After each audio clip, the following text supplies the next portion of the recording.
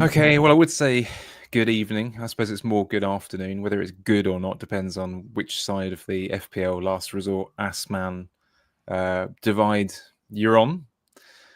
So let's go to the man with the smallest game week rank known to man, and I have to join him and talk to him for the next however long. Danny, how are you? Come on now. I'm very happy for you. Yeah. No, I was saying to you on it. It was crazy, wasn't it? Because like you were understandably not very. Rich did his usual thing of doing his match today challenge, which is brilliant. So he, regardless of anything, he actually enjoyed himself on Saturday, which is what matters. I did, and Sunday. Well, no, we don't need to talk about that.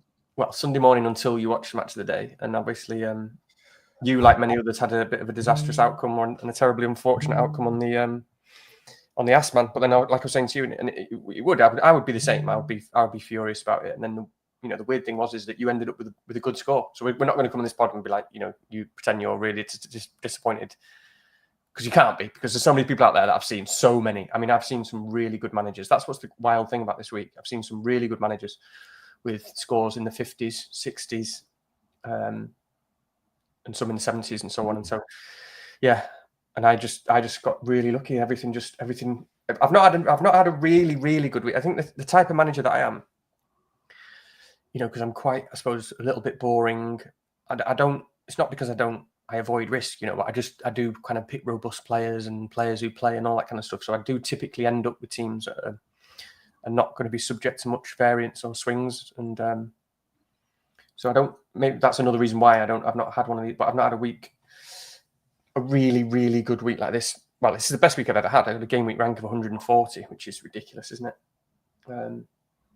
So yeah, just great. I only wish that the deadline to the next week was a bit longer. When you just want to. Oh. This is the time. This is when I want an international break. This is when I want 2 weeks to just be like, what, to bask in the glory of? Yeah, just actually feel good for once in terms of FPL. I've got it's the 1 week where we've only got today before the pain restarts tomorrow, before it's all forgotten. So yeah, no, you're right. Any other week, I think I'm trying to think what I got, 95 or 6, something like that, and it would have been a pretty good week, right? I know that yours is a little more. I'd been pretty happy with that, but to get 0 from Arteta is just. I know. Don't get me wrong. I know that there can be people in the chat and elsewhere who are like, oh well, you should have gone. Okay, fine, but no one would have expected 0. I mean, that's just and 20 for the other competitors against your own team. West Ham's best result of how long in the league? Oh, do you know what? That's the other thing. I would never do that again. If it comes back, I will never do it against my own team as well, because it's just completely ruined it. Completely. I mean, I should have thought about that a bit more. Right? That's probably the one thing I'm disappointed about. I couldn't enjoy a goal from club legend, European finalist goal scorer. I love him, obviously, Jared Boehm. He's on the thumbnail to this, so I'm trying not to let it bother me.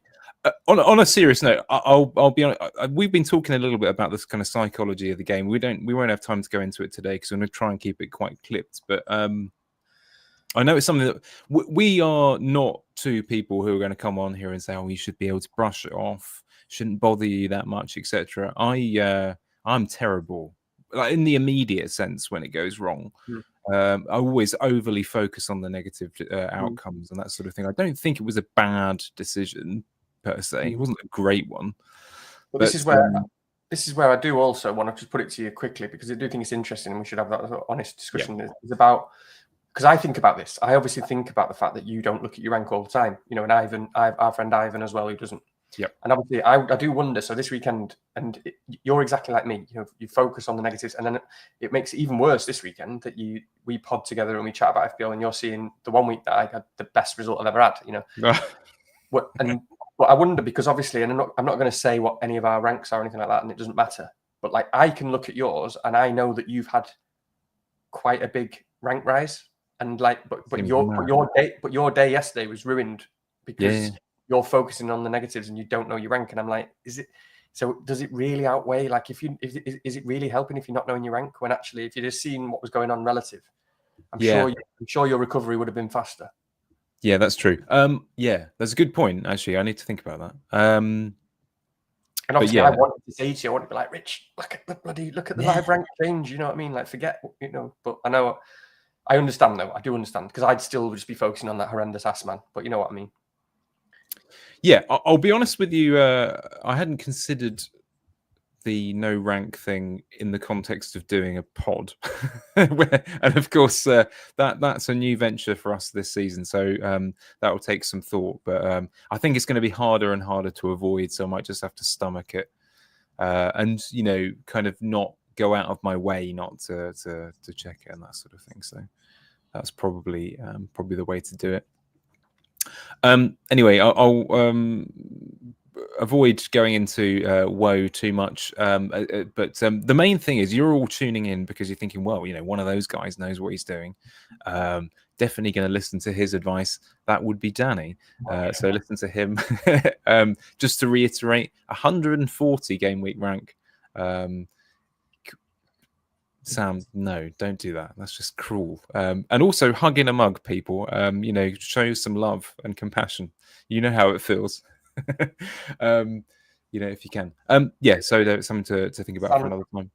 Sam's obviously in the chat. I've just noticed our friend Sam, and he had a very similar team to mine. So no wonder he's here because he had a very good week as well, I think. Oh, good. Well, good for Sam.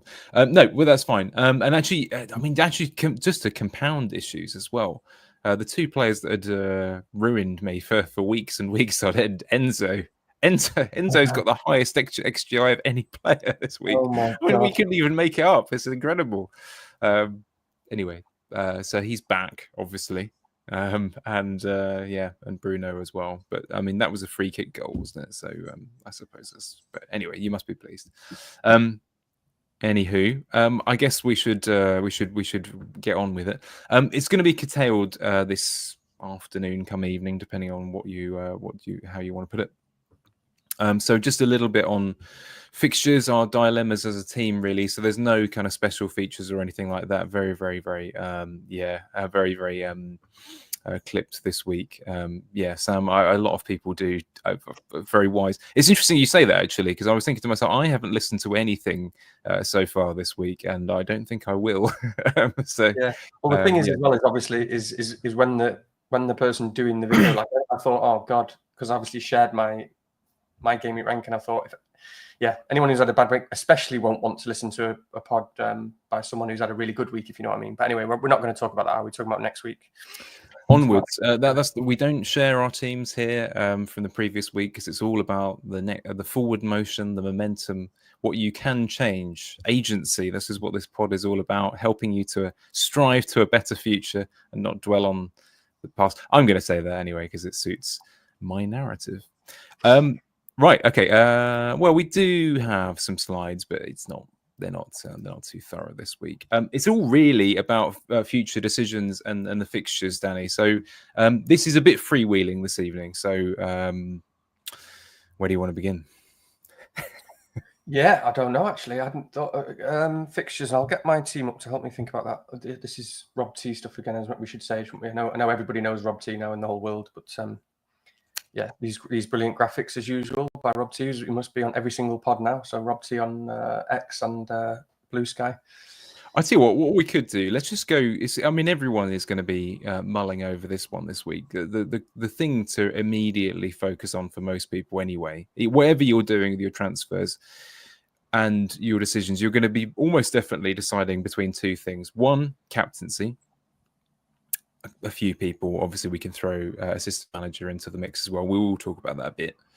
But the other big decision is really, I think, anyway, your transfers this week are probably going to dictate, or vice versa, depending on how you want to look at it, your chip strategy as well. So, for example, there is there's a Mateta. I did actually think about using trying to make some sort of Lion King style Cunha Mateta pun. Yeah. Then I remembered I don't really like Lion King. So, but for people who like that kind of like musicals and they're just good, happy people, by all means enjoy yourself. That's fine. For IM 1974 in the chat, yes, quite right. I'm with you. That ruined it for me as well. Good. So let's start with. Do you want to start with captaincy actually, or would you like to start with moves? Yeah, let's start with captaincy. Why not? So I Go on. think Yeah. just before anything else, then actually, this is probably the most relevant slide for that. One can't ignore two things. Certainly on this slide, you can't ignore the fact that the only team predicted 3 goals.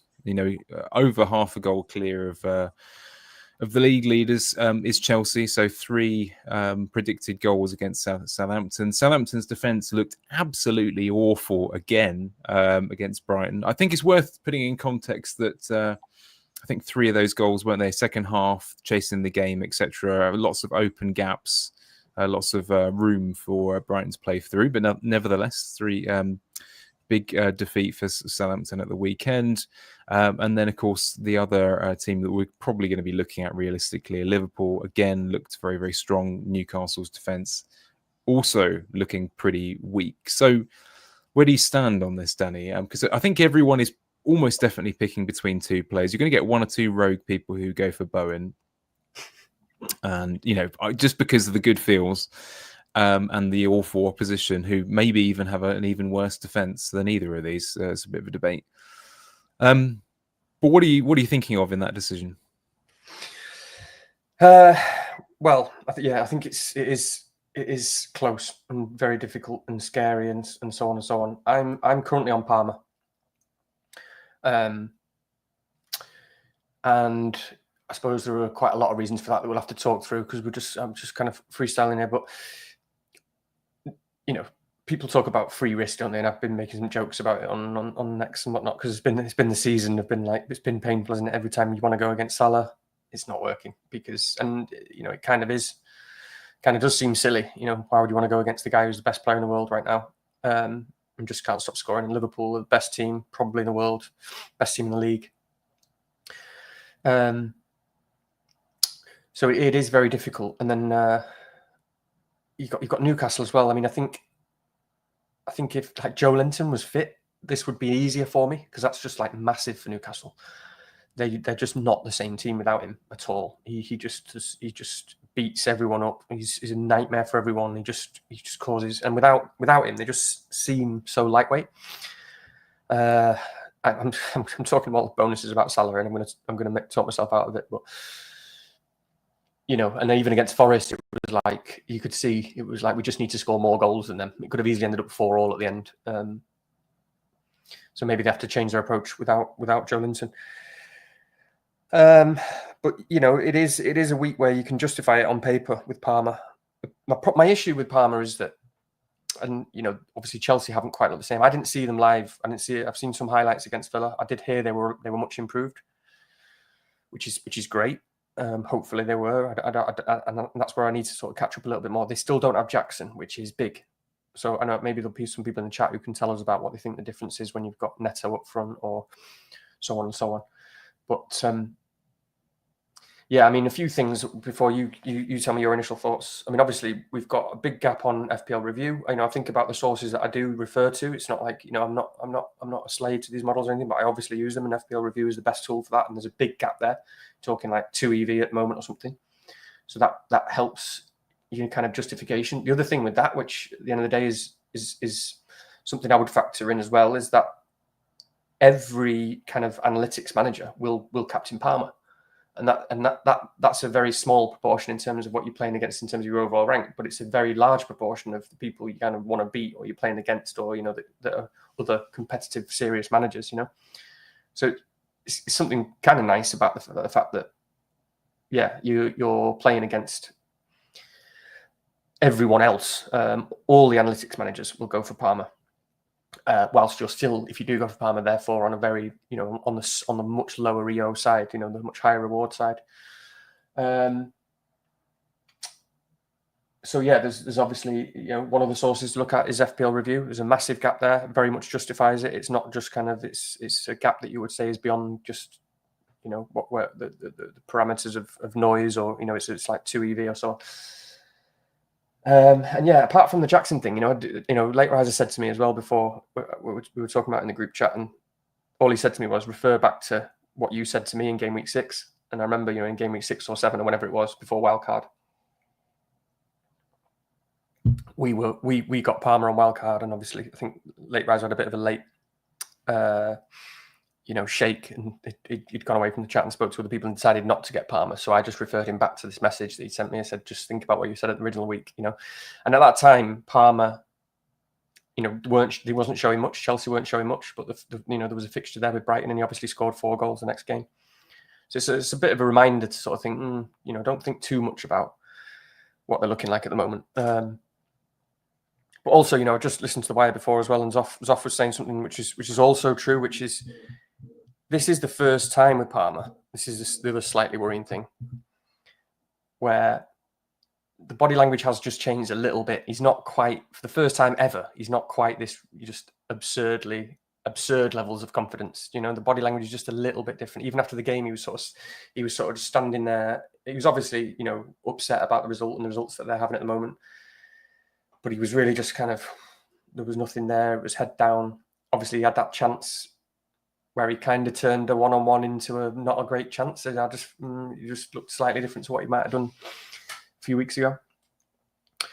So, there's lots of pros and cons each way. But I just feel like, for me, at the moment, it's justified in terms of the numbers, the fixture, and also, loads of things. I mean, so Simon, Analytic FPL Simon, who does his team models and shares them on Blue Sky and so on, shares his thoughts. And I think it was there that I saw that. He might have mentioned it Discord chat or something. But he was saying that Southampton have got the worst. It was something like Southampton have got the worst, basically, defensive numbers of any team in the Premier League since he started in the modelling, like 2016-17 or something, 2017-18. So. There's a lot of numbers and stats that back up Palmer, which makes me think, again, I do always look for these opportunities to go for the low EO, especially the low EO captaincy, where it's justified from a fixtures and underlying perspective. But I think you're on Salah at the moment, is that right?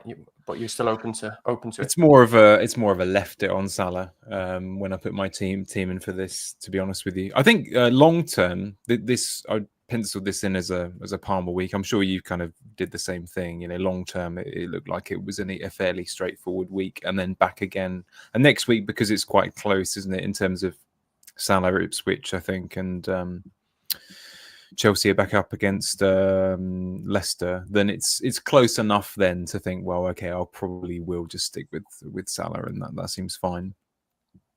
But in this case, I think what's quite interesting. I mean, I don't necessarily follow this one about Palmer's positioning. I mean, I did want to talk about that a little bit. I don't know whether you twigged that whether he was playing in a different sort of position. I know that lately he's been.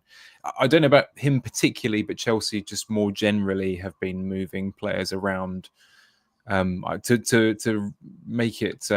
A bit redactive, the whole square pegs round holes kind of argument of people playing slightly out of position, Neto being used as a striker or on some level, that sort of thing. So there is that factor that I think does put a fair few people off.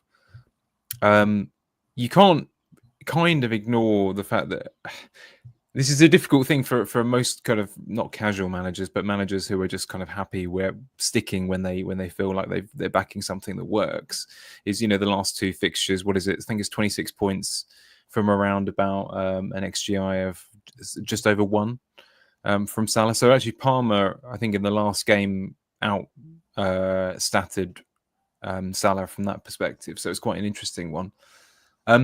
So I think I will be considering it closely up until deadline. There's no major kind of chip decisions this week, aside from the transfer that leads to them. So that will probably be the most important kind of decision, and the transfer is potentially, hopefully, obvious once we have our conversation a bit later on as well. So it is a difficult decision. I think I agree with you. I mean, we played an SKLW, didn't we, an analytics team this week, and it just goes to show how important that factor is, because we were losing, I think, something like 6-1 to a team on Saturday night, and then 1-2-0 by the end of the fixture, which just goes to say that there's enough of a lockstep arrangement. I know this will make it sound like it's some sort of fascist regime we're dealing with. That's not true. Well, welcome all. But it does, you do notice the trends in different groups of managers and teams. So it is quite an important factor. You can't ignore it, even if you want to side with one or the other. Yes, there you go. You got FPL FOMOs giving you a lovely shout out there. Holy moly. There we go. Not to me. Crazy. Danny, yeah. Anyway. Which is lovely. No, thank you very much, FPL FOMO. That's very, very welcome. So yeah, that is an important decision. But you sound fairly set on that decision now. I know people will and ah about it a fair amount. I know Salah was. I think it's the efficiency of conversion, isn't it, that's scaring people at the moment, because he just gets a chance and he scores. It's not really. There's not really much. There's not really much. Yeah, I mean, it's buying a ticket, isn't it? I try and get on board where possible to have no regrets in terms of just giving yourself that potential. Yeah. It's similar to the AM chip for me in terms of what I was saying last week and what I wanted to do, and that I wanted to have that opportunity of getting that high haul. Obviously, it's not quite the same because Salah could get a huge haul as well, but I think you could probably reasonably argue that Palmer's ceiling is even higher this week in terms of potential. But yeah, it's looking for those opportunities that are justified. You talked about it last week. We played this analytics team in SKLW, and one of the reasons we won is because a lot of them didn't captain Salah because they went for that free risk, but a lot of them did it for like Arsenal players. Yeah, and that isn't the same for me. See, it's not. That's where those players will have the same EV as Salah, or maybe even higher. I think probably some of those Arsenal mids had maybe like 1.1 or 0.2 higher EV. And for them that was like that represented the free risk, but that's not how I play. There needs to be more in terms of caliber of player and more boxes ticked. Whether you're talking about a Wanyeri or a Trossard or this, I know the EV takes these things into account, but with Palmer, it's caliber. It's obviously the 90 minutes. It's obviously penalties. It's obviously all the free kicks. There's less deviation. There's less kind of possibilities. There's more knowns in terms of what that player does. If he stays on the pitch. It's much, much more, to me, it's much different. So it's when those players come along that the conversation changes a bit. Obviously, the fixtures are part of it as well. I know it was like City and West Ham, and the fixtures are slightly different this time. But yeah, I wouldn't be doing it for something similar for those kind of guys. It's just not my approach. But when it comes to Palmer or maybe even Isak, I don't really like doing it with strikers, but you know what I mean.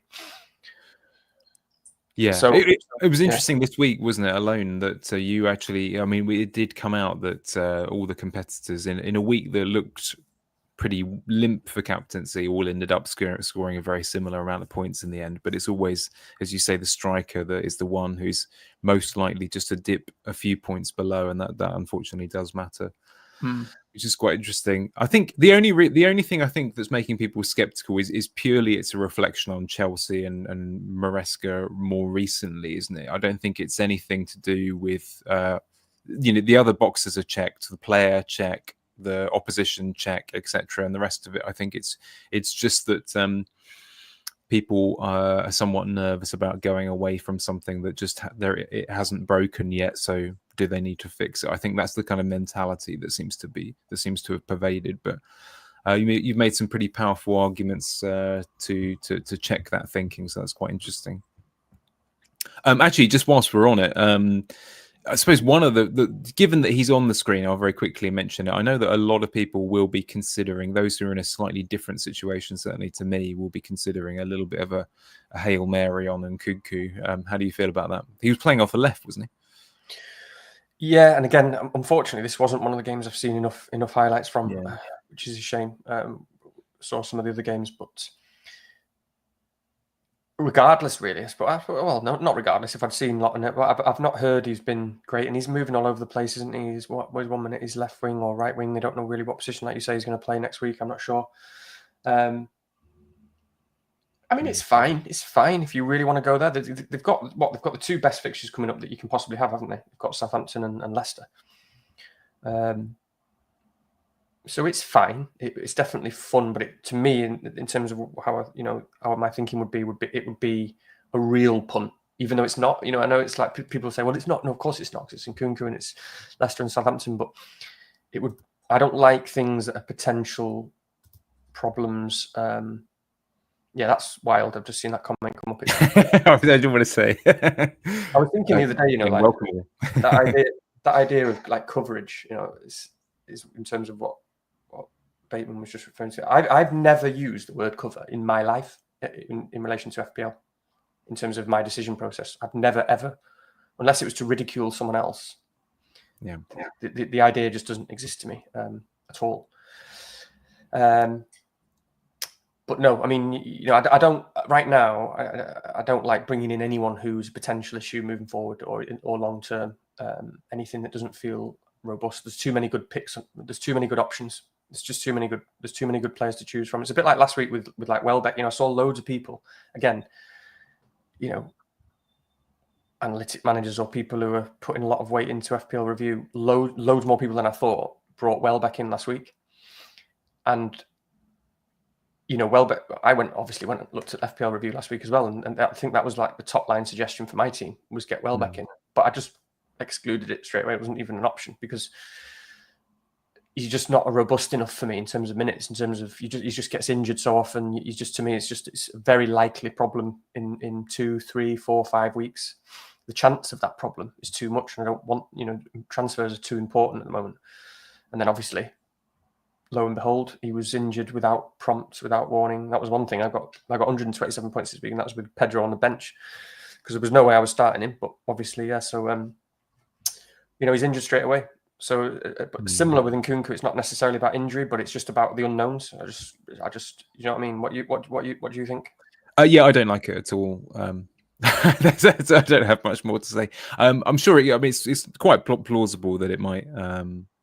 I think, again, it is hard, isn't it? Because you think through the prism of your own team and playing the way I will over the next few weeks. I can't really afford that kind of frivolity in my situation. But I think, again, for those who are, I could be that guy. For those who are chasing, that's a nice, kind way of putting it.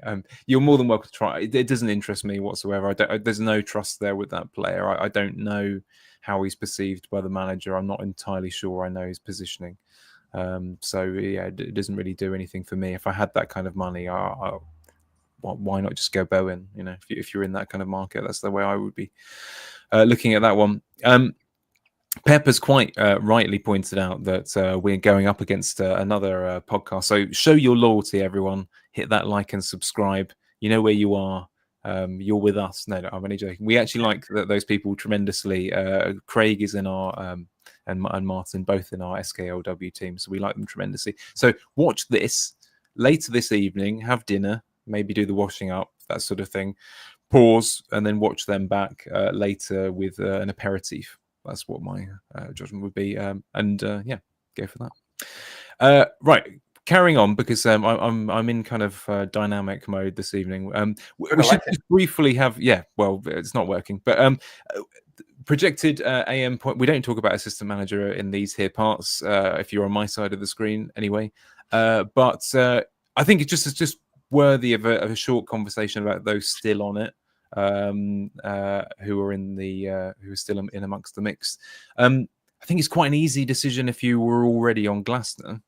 I think that has to be said, really. I think I don't really see why you would consider switching from that position of strength. I mean, I did actually think briefly after watching that game at the weekend that the real winners, it's not strictly true, is it? But the real winners are those who've still got it and can put it on Glasner for that 5-match spin later on. I mean, that'd be amazing. I'd definitely be all over that one. Even I would do that. So that would be really exciting. But they're actually genuinely the only team who are favourites and will get table bonus this weekend. So I really don't know why you wouldn't. You should explain that. You should explain that to those who have still got the chip. The Glasner later on in 31, 32, 33. No, of course. Okay, so it is possible anyway that they will get a 5-match spin with 2 double game weeks, 31 to 33. Is that right? Trying to remember, yeah. I don't think 33 is confirmed for them, but 32 is.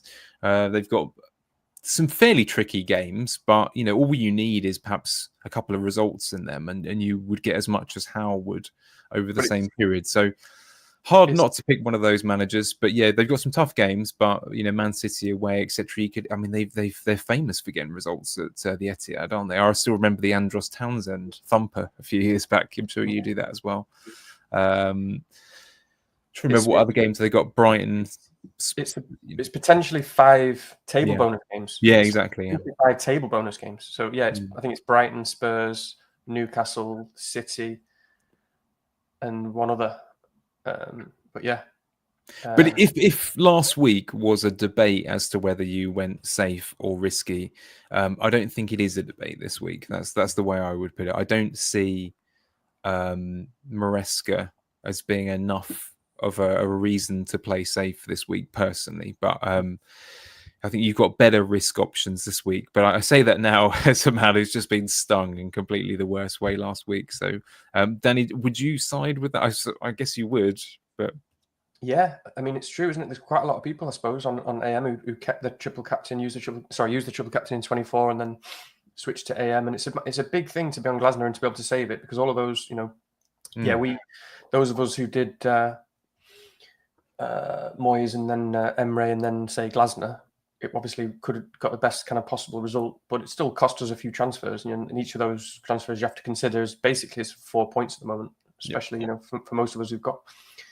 They're so important. We need transfers for so many things at the moment. So it's basically an extra 4 points really already for Glasner, plus an expected set of points of 10.3, which is great. So it's a weird one, isn't it, this week? Because I don't know. I guess the bonus of them playing Villa is Villa have played a lot of games recently and are probably a bit tired. And they've got another one. Because they played Liverpool midweek, then they played Chelsea Saturday, and they're playing Palace. They've had a tough run, but then again they have got players like Rashford hasn't actually started yet. He's probably going to start this one.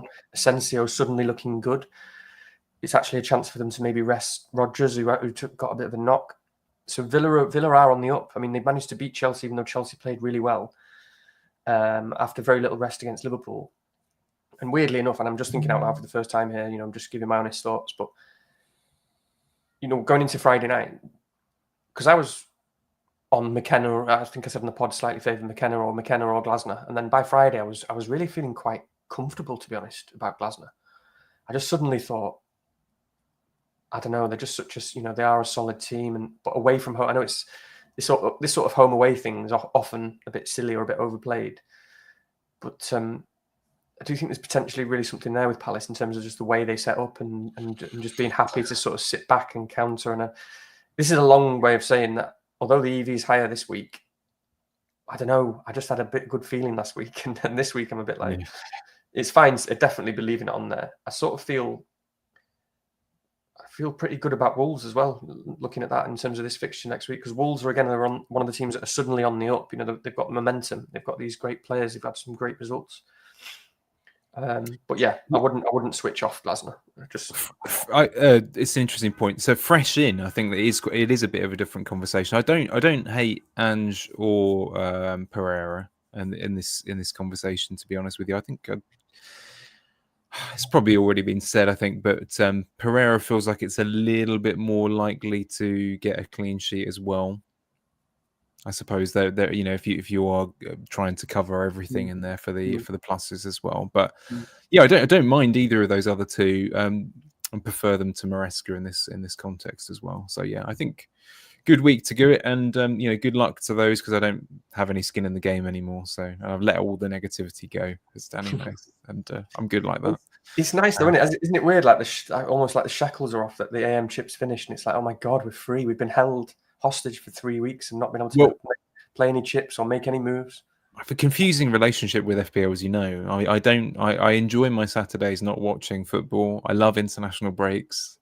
So I'm not really sure why I'm here. I'm here because of you, Danny, and the good company. And the people in the chat who are smashing all the buttons for us and giving us interesting questions. That's why I'm here. Hint. No. Anyway, carrying on. I think what I'm going to do, Danny, you can tell me off, but I'm not actually going to go even into fixtures this week. I'm going to go straight to our teams, and then I'm going to we can refer back to this when you give your reasoning. So this is a little bit of a curtailed situation, partly because I have to be somewhere at 6. Anyway, so we'll do things nice and quick. So Danny's got a good a dilemma himself this week. We're both in a situation where whatever we do will probably be thinking with thoughts towards 29 and the early 30s. So that is important. 28 doesn't feel like anywhere near as important a week as this one in terms of your decision affecting things in my head. So what's your dilemma, and walk us through your choices, because you resisted an early transfer, am I right? I did, which yeah, so did I was surprised. I was ooh. And obviously I'm really glad that I did now. When whether these things work out, I'll say it, I'm really glad now before deadline. I might not be by next week.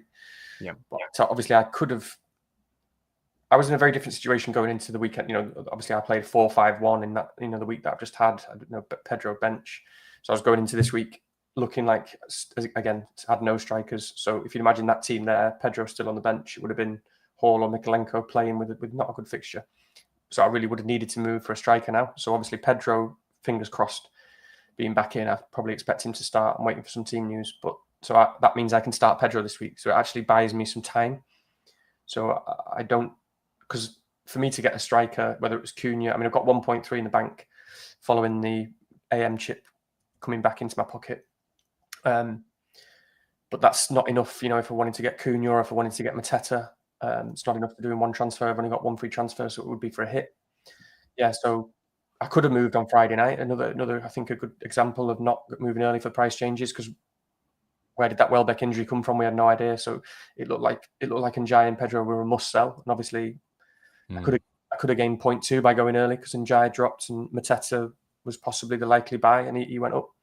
But no, I'm glad that I didn't do it, because it didn't feel sensible, given that the move to facilitate a striker could have been anyone. Like, anyone could have got injured this week. Like, it might have been Alisson that I took out, because we'll talk about in a second, but I can't see the logic of actually taking anyone else out to be able to get enough money, if that makes sense. The lure of Dean Henderson. Yeah, exactly, Henderson. So what's nice is I've got another week to think and take 2 free transfers into next week, which I don't know. All it does is buy me time. I don't think it really buys us information, because, for long story short, for a long time, leading up to this point, I've been planning to play through 29 and then probably wildcard at the same time as most others. Every content that I'm seeing at the moment, all the pods that I'm seeing, I've seen some pods suggesting that that's the only play. And I'm like, no, it's not the only play. Like, why are you actually looking into it yourselves? Okay, it might be a good play, but it's not the only play. There are lots of options. And I think, one of many reasons why I've always been planning to just play through 29 was because you can get a good team out.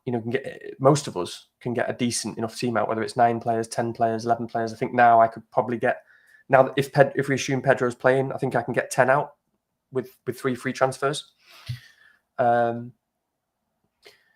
So it's kind of counterintuitive that generally my approach is like, don't use a free hit unless you need to, kind of thing. That's usually the way of free hit.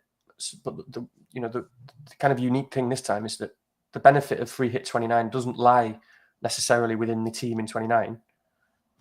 Oh, sorry, I thought we'd cut out there. It might have just been my computer going on to save screen mode. Doesn't necessarily the team that you get in 29, it's everything that's around it. And I know that might be obvious, but it's really quite significant. The benefit is all around it.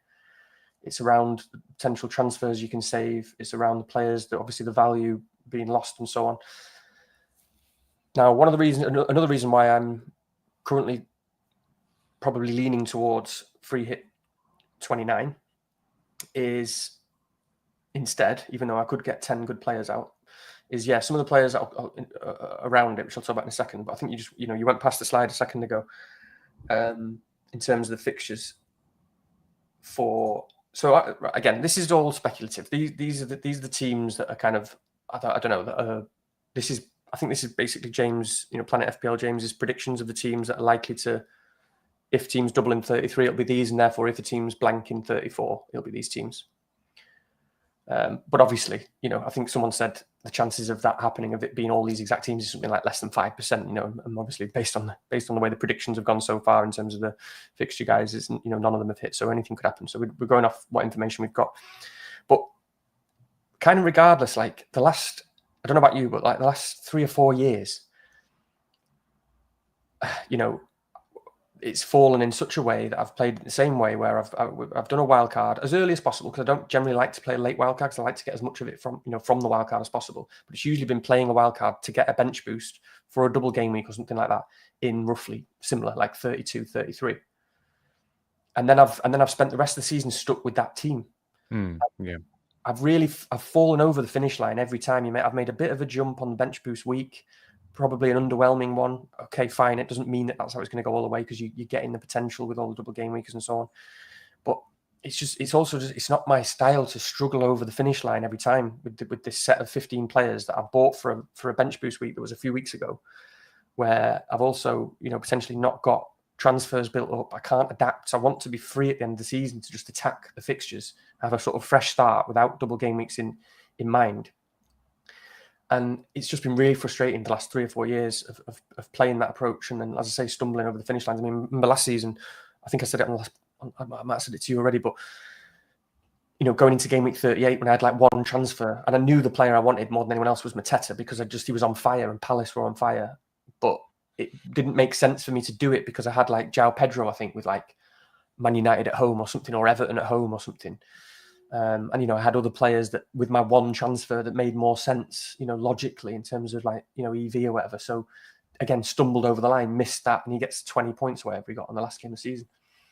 So these fixtures on the screen, even if it's roughly, even if we make a few assumptions, and even if it doesn't work exactly like this. This is just one example, but most teams are going to wildcard in whatever it is, 31 or 32 for when we know already that Palace and Newcastle double, don't we? So that's one thing we do know.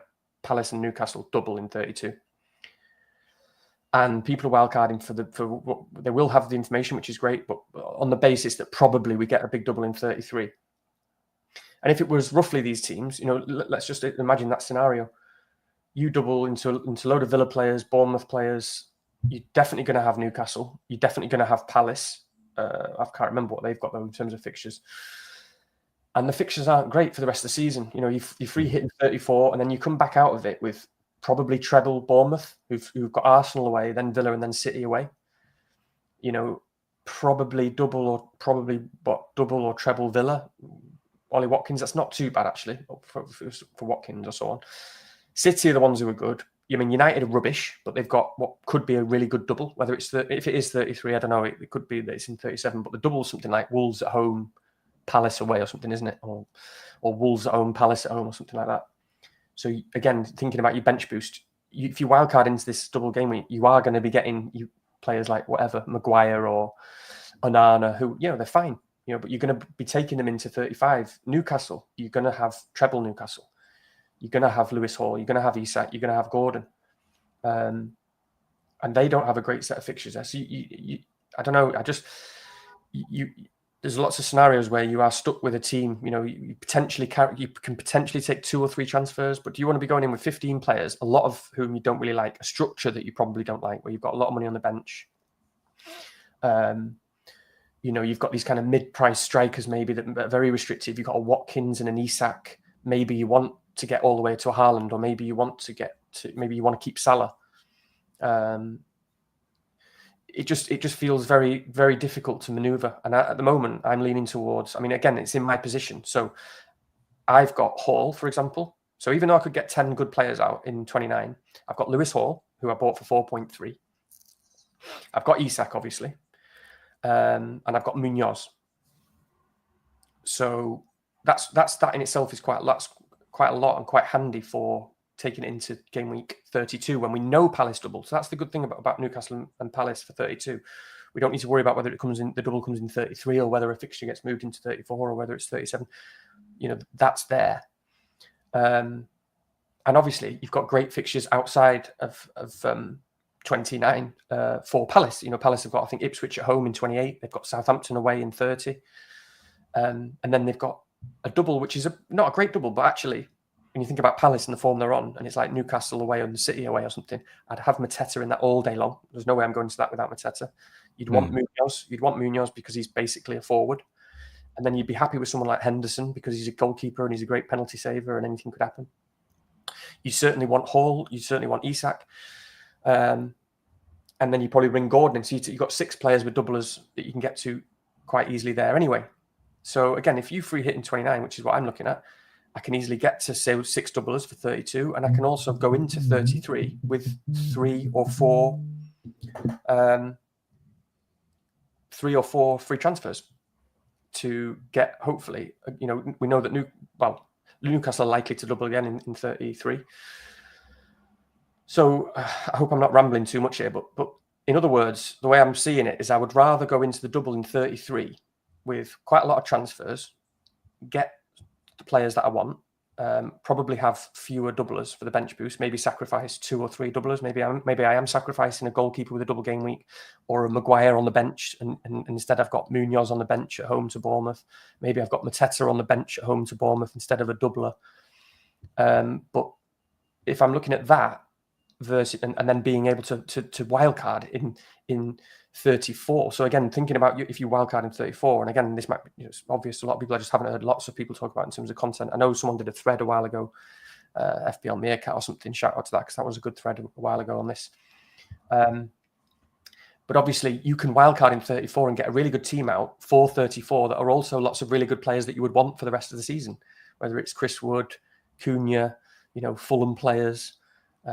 Liverpool play in 34, so a lot of that makes a lot of sense to me. And last point, for what a lot of people are doing, which is wildcarding in say 31, the team gets a bit ugly when just even for 31.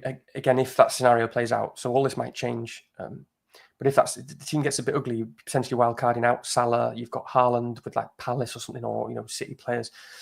You're getting rid of a lot of good players. I think Cole Palmer, who probably maybe won't be in a lot of wildcards, he's got Ipswich at home in 32. There are so many of these fixtures where if I'm playing through with transfers rather than wildcarding early, I get the best out of the games in 28, the games in 30, 31, still have all the doublers in 32. So that's where I'm at in terms of what I'm thinking of chip strategy. Obviously, there are also other caveats to that. So one of the problems or the worries with playing, and certainly my worry at the moment, which I want you to tell me what you think about, because I know you're having similar thoughts in terms of the plans and stuff. But one of the worries is by free hitting in 29, you've not got the free hit anymore, which, because we just don't know what the landscape looks like yet. I don't know. Is it going to be that there's a big double in 37 that catches everyone off guard, and it's like, oh, whoa, we need to shift everything, play a bench boost in another week. I can get round this change of plan with a free hit.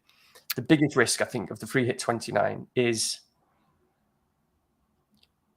having played the free hit if these fixtures don't go the way we expect, in terms of it being a big blank in 34 and a double in 33.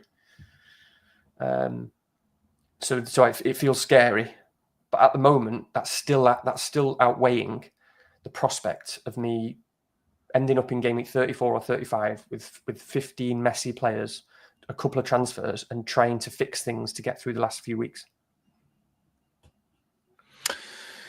Yeah, no, okay, that's well said. I think the one thing I would subscribe to your point about really, if you did have a clearer idea as to what was happening in this sort of 34 through 38 period, it would be a lot more viable, wouldn't it, for people to free hit 29? And that is probably a fair reason to put people off a little bit here and there. I do think one thing I've looked at and thought about a lot is that, when I've been working it through as though I was going to free hit 29, for example, which admittedly is a change to my long-term plan, because I've been kind of sleepwalking into playing through 29 from a very early point. I got rid of Hall, for example, about 4 or 5 weeks ago.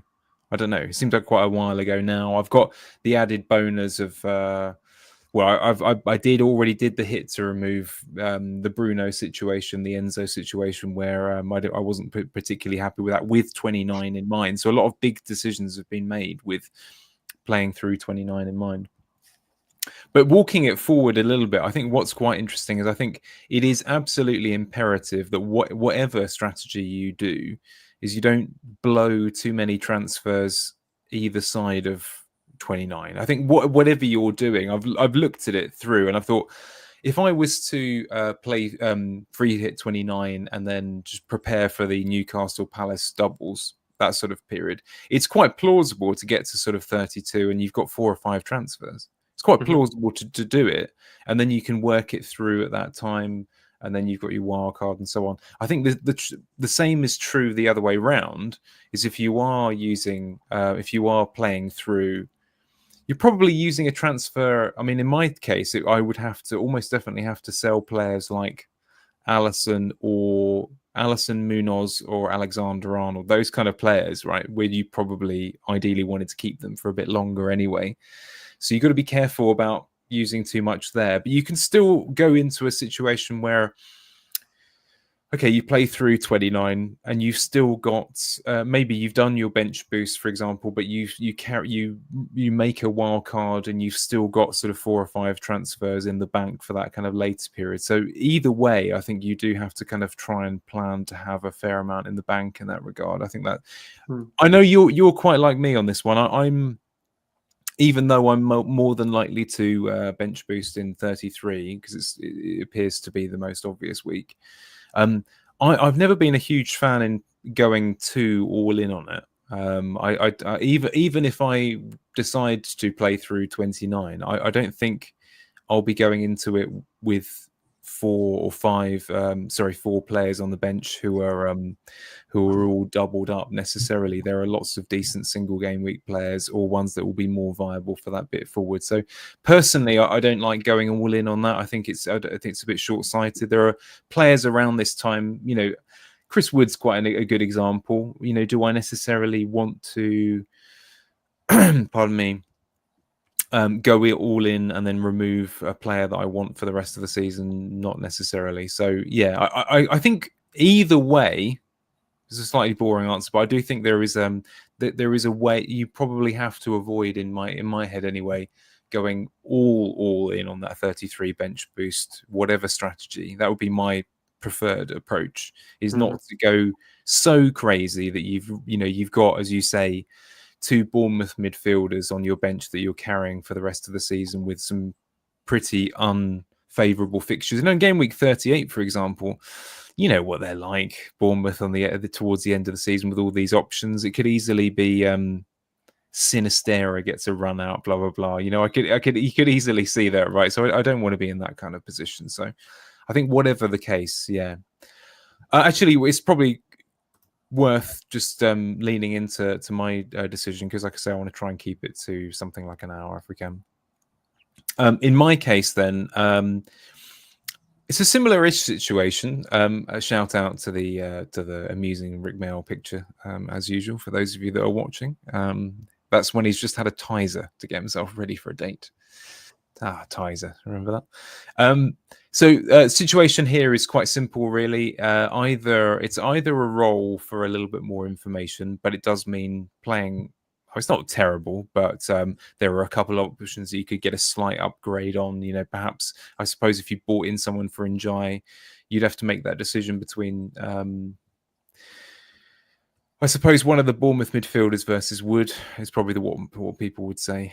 So that's something to think about. And the option for that slot, I have sort of 2.5-3 million to play with, so it would be again, it's Cunha, Mateta, or Beto. Strangely enough, is another option you could go down, because if you get Beto, then you've still got a route open to Haaland. So there is that debate as well. So yeah, any thoughts on what you see in front of you, Danny? Would you? I mean, I suppose it a little bit depends on whether you see Cunha as a sizable upgrade on or Mateta on what you've got on the pitch there, really. But it's one of those ones where I'd like a bit more time, but I haven't got it. So well, I know everyone is in this sort of situation this week. I decided to wait on price rises, as you can tell. Yeah. So how much money have you got in the bank? Just shy of 3 million, I think. Oh, right. Okay. So you can get anyone. Okay. So that is quite interesting, isn't it? Because in your situation, because I was going to say it's just an easy roll, to give yourself some time to think. But actually, in your situation, if you really wanted to push it, you could maybe do with deciding on your chip strategy in terms of, I guess, 29 and because it looks to me like you just want to get Cunha or Mateta in and be able to, dare I say it, bench Chris Wood this week. Oh, I know. This is incredible. I just the sheer idea. But of course, I mean, the way Arsenal are playing at the moment, their best chance probably is to grind out a board draw at Nottingham Forest. That's the truth of it. I mean, you could go. I don't think Dango's time is quite as up as people think. Certainly not this week or next. No. So I probably would. I'd still play him. I think just about. But yeah, the differences between us are quite slight, to tell you the truth. But I think it's just small things, isn't it? Like the Milenkovic covers is one more spot for 2029. Yeah. The Bruno problem, which doesn't seem like a problem anymore, but sort of still is. That's dealt with and so on. So it's fine. I can get two more with two more transfers in 29. I will get 11 out unless Dango loses his place. So from that point of view, most people I think would look at it and think, well, okay, you can easily play through. But it's a bit like what you said. I hate that lumpy bit at the end of the season as well. So I'm either gonna play through, but I'm really gonna rack up transfers so that I can get out of it. And probably not fully commit to the bench boost anyway, which begs various questions. Or change strategy. So I think both are definitely viable. I don't think either one is bad in my situation. But I've got a few slight more markers than you because of the Hall. It's Hall Milenkovic. I mean, surely is that really enough to decide a chip strategy? It seems absolutely ridiculous. I know. You've got to just think of it as 4 points, haven't you? And just choose the path, choose the line that you prefer. But it is tricky for you. Just one thing, I heard that Njai is surprisingly, I don't know where I heard, but it's worth keeping an eye out that apparently his return is going to be much sooner than was expected. So I don't know if it's just worth keeping in mind that Njai might actually be here for Game Week 29. As one thing. But yeah, I mean, the 29 thing as well is it's trying to visualize, and again, it's hard to know until we get there, is what upside there is if there is one. And I guess you said Haaland path, so I guess you would be planning to do something like Salah and Jai or whatever to I don't know, a cheap midfielder and Haaland or something like that, because yeah, a big thing obviously in 29 in terms of determining the differences between teams is going to be captaincy. Yeah, I think loads of teams are going to get there and not make that sort of big switch, not sell Isak or Salah or stuff like that, and just try and get through. And there'll be a big group think, and everyone will get together in safety of numbers and say, right, we'll all not do it. We'll all not get Haaland and Marmoush and all that sort of stuff. And it's just thinking about what upside the free hit offers, because it's not going to be hugely different in terms of players. No, and, I mean, if we're talking about that for this team anyway. The route to a Haaland, and of course we don't know about the fitness. That's one of the difficult things of making a chip decision this week, is we don't know about the fitness. We don't know about whether you do need to move a supreme amount of money around and that sort of thing. Is my only route to him means I probably, let's just think about this. I would not then have a goalkeeper that week. So the only way to do it is because I would have used all of my transfers on the outfield spot. So. I don't. That it becomes a bit more difficult. So really, Haaland is the only way. So the only way I can easily get him, like I said, is if I decided not to go with who is it, Njai to say Cunha or whoever this week, and I went to Beto. Then Isak goes up to Haaland, and Alexander-Arnold goes down to a Bournemouth defender, and then you're fine. But then you're playing with 10 anyway, so. In a way, it's a non-decision getting Haaland for me in that respect. So I'll either get him on free hit or I don't have him probably. Yeah. And obviously we could get there, and it could be that Marmoush is the one. And that's the fun path, because I think he looks really good at the moment. He does. Because you could get him this week and just go in for it. That's quite a tricky decision actually this week in that regard, because I feel like no one will pick him this week, but of course next week you could feel like that was a mistake and that he was the one. That's why LR's got him already, because that's what he's hoping. He got him last week. But I should say actually in my position I can get him. I just means selling Isak, which is not obviously ideal, but what can you do? So yeah, I don't know. I'm probably 55-45 on playing through still, just because I've got a few more factors. But I'm thinking about it quite hard. I probably, like a lot of managers. I mean, we just logged on to do this straight after a working day. You're desperately, aren't you, trying to claw an hour or two to yourself to think through these things, and often we do it kind of live with each other because we haven't had enough time to think it through. But I think what we would both advise, I'm going to assume that Danny's going to agree with this, is that people have been way too dismissive and they've sleptwalked, as I have guiltily, into thinking that it was obviously a playthrough. But it's definitely worth some time if you can find it, if you can, get yourself in the back room of your house and just give yourself a chance to think it through. It's purely the unknown for people that I think is going to put enough people off. But then it gives you potentially an advantage if you decide to go down a earlier free hit. And have you? I haven't thought about this, and this might sound silly because I haven't looked at it. I just want to check in case because you sound like you might have looked into it. But is it at all viable to play through and still not wildcard until later and just save? Yes, yeah. Actually, that's something I'd meant to talk about a little bit. Yeah, you can. Yeah, for sure. Just basically save the transfers and not sort of buy the Newcastle Palace players until closer to the actual 30. Yeah, I mean, take the team that's on the screen, which is obviously mine for the sake of argument here. Okay, so I'll just walk through. Let's say you let's say for this argument, let's say I did Cunha this week, for example, and still decided that I wanted to do the other things.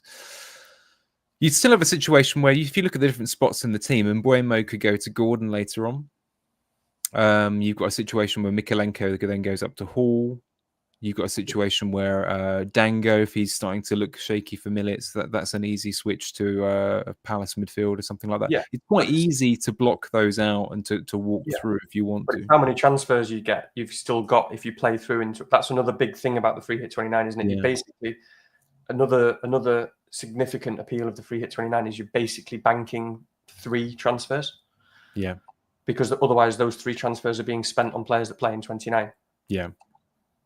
So you've got 3 extra transfers, essentially, roughly, at least for most teams, to play on the players who double in 32, 33.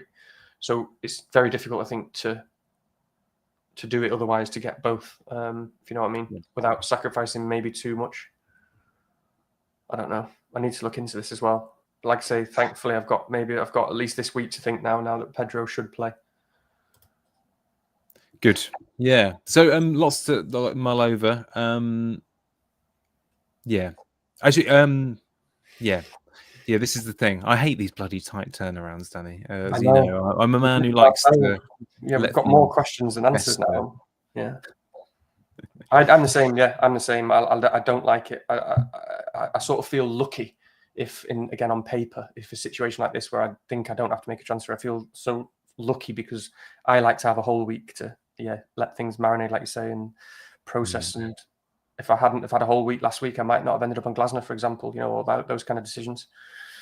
I think the other thing is that I'm sure there'll be managers in the chat who are listening in who have the same sort of guilty reflex. But I have the sort of turning circle of an oil tanker when it comes to FPL.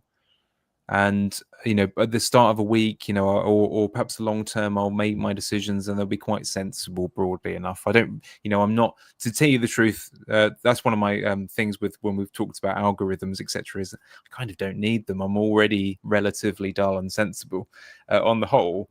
And then we have a situation like this, as you say, where something new comes along or just a different avenue, etc. And one of my guilts, if we want to sort of channel our kind of black box style, dare I say it, of thinking is I don't like changing. This is a really bad habit. I don't say, no, I've made my decision. I don't want to hear blah blah blah blah, and so on.